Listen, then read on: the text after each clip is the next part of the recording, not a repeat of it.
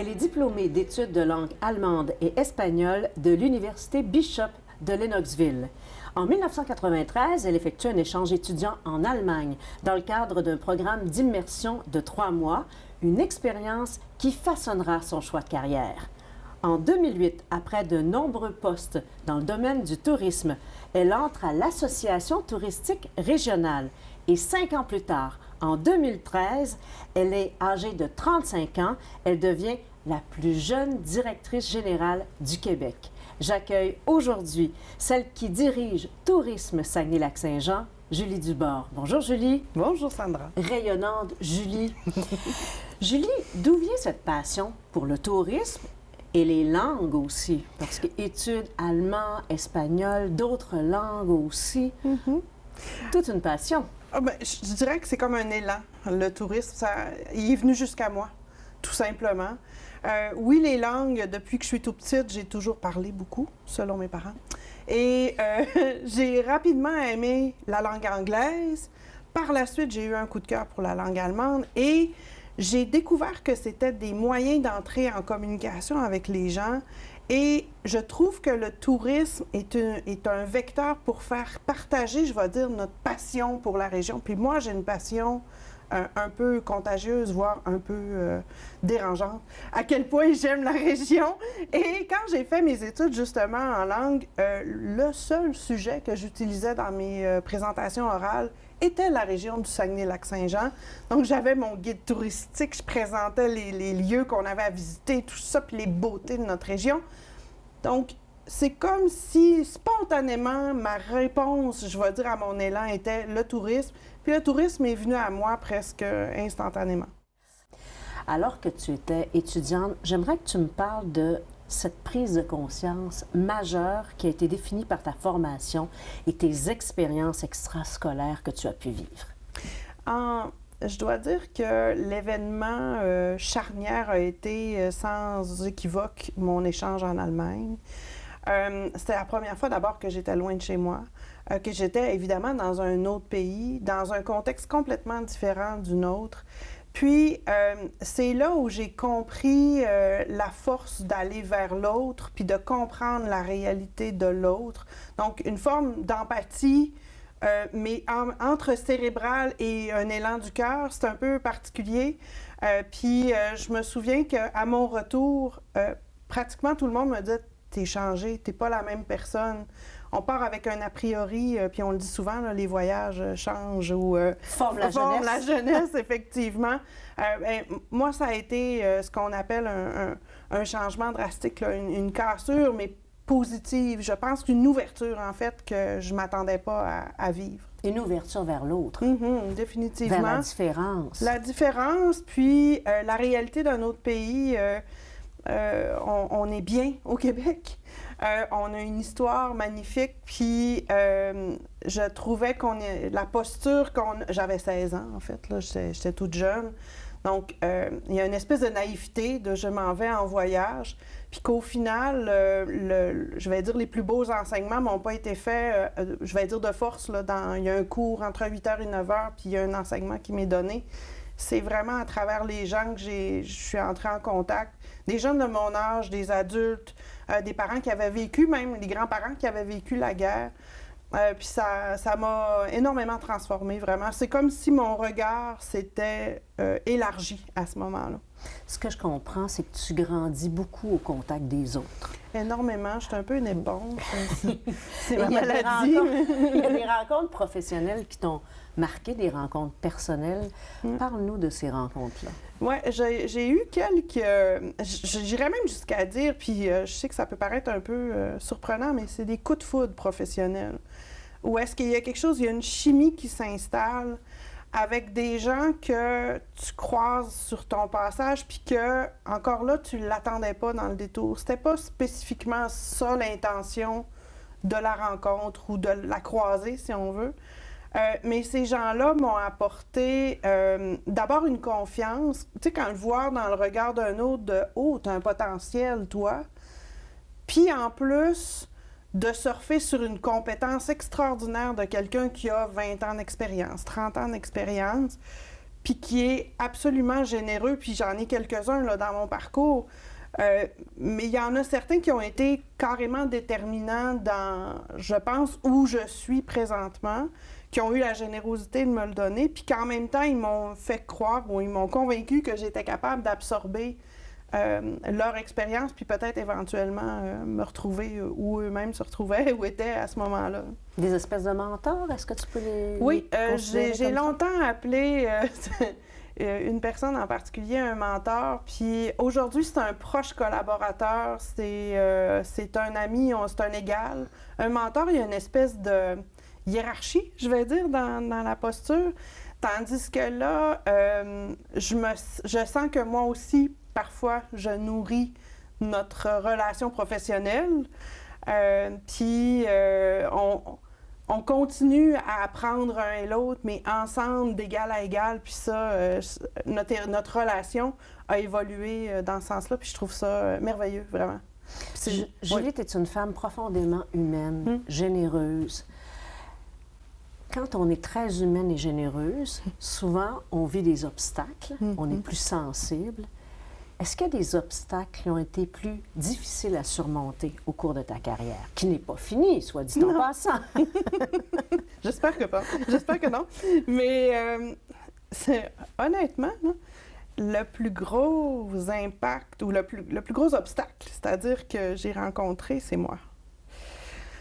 Tu sais, tu l'as dit tout à l'heure, je suis devenue DG d'une association touristique régionale à 35 ans. J'étais la plus jeune du groupe provincial. On est 22.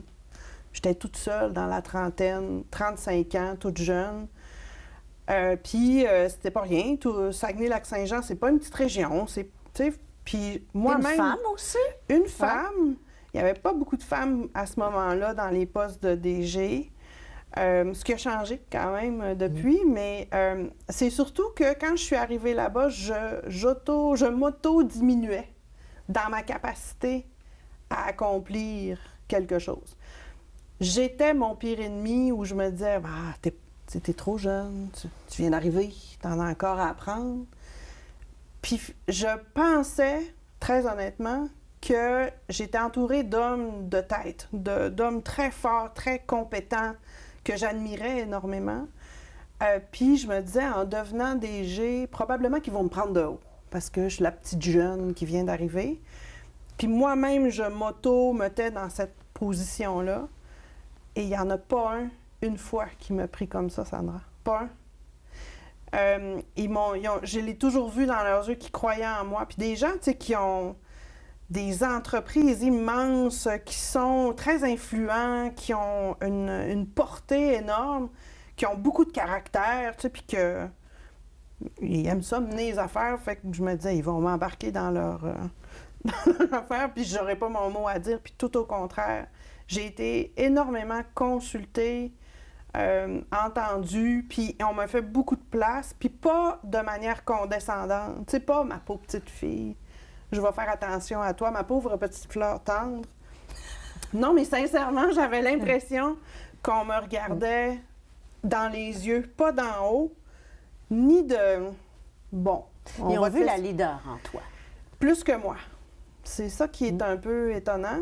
Puis j'ai fait quelques tests psychométriques dans ma carrière, puis à un moment donné, il y avait quelqu'un qui m'avait appelé pour me dire « T'es sûre, Julie, que tu veux être juste une assistante? Parce que tu sais qu'il n'y a pas de décision à prendre là-dedans. » Je dis « Ben non, c'est correct. » Mais j'avais pas conscience que j'avais ça à l'intérieur de moi, mais malgré moi. Tu doutais. Est-ce que tu doutes encore? Ah oui, oui. Ben puis honnêtement, je pense que ça vaut la peine de garder une part de doute parce que sinon, c'est de l'arrogance. On va se le dire. Quelqu'un qui est trop... moi, je le sais.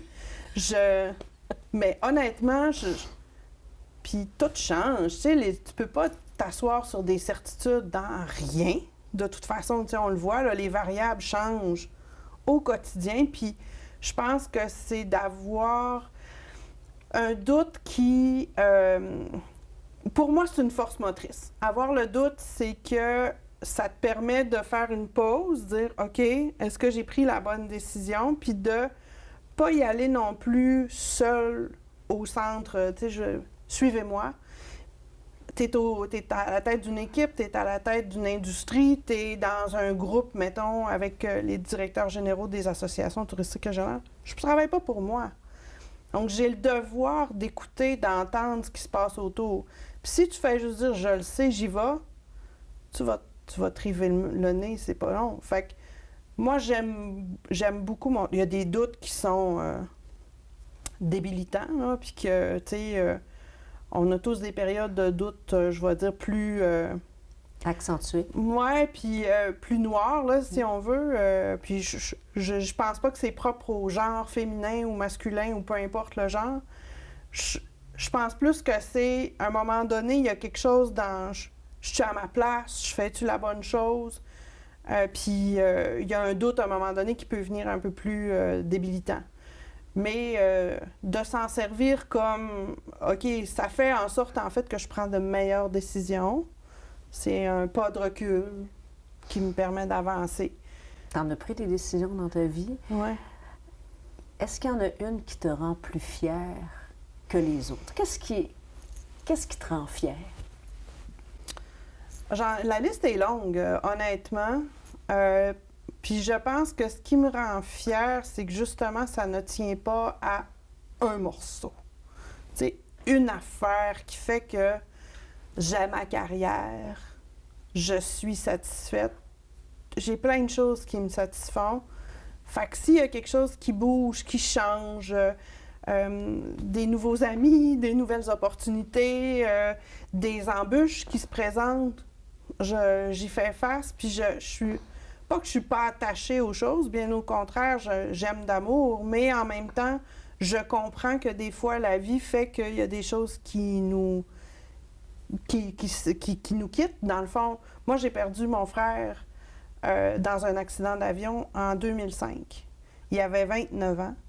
Puis, ça a tout changé dans ma tête, puis dans ma vie, de dire, ben la vie, c'est maintenant. La vie, c'est... puis, sois fier de chaque petite décision, tu sais, que tu prends. Sois fier de chaque contact que tu as avec les gens. Tu n'as peut-être pas la chance, après, de recréer ce moment-là. Puis, j'aborde la vie comme ça. Puis, je pense que c'est ce qui me rend le plus fière. Puis c'est difficile à dire, là, tu le vois bien, c'est difficile à dire de je suis fière de ça, parce qu'après ça, encore une fois, on se fait taxer un peu d'arrogance, là. Mais non, je suis assez contente de où je suis rendue, puis c'est drôle parce que c'était pas un chemin, c'est pas le chemin, j'ai pas décidé de chemin, moi, en fait. Je me suis laissée porter, puis il y a quelqu'un un jour qui m'a dit « Tu veux-tu devenir DG? » Puis j'ai fait « Oui, mais je l'avais pas projeté dans un plan de carrière avec un mood board, puis tout ça, j'avais rien fait de tout ça. Puis ce qui s'en vient, je le sais pas. Puis c'est correct. Mais moi, je peux te dire que je suis très fière de te rencontrer. Pétillante Julie, de la tête aux pieds. Merci beaucoup pour cette belle rencontre. Ça fait plaisir, Sandra. Merci à toi.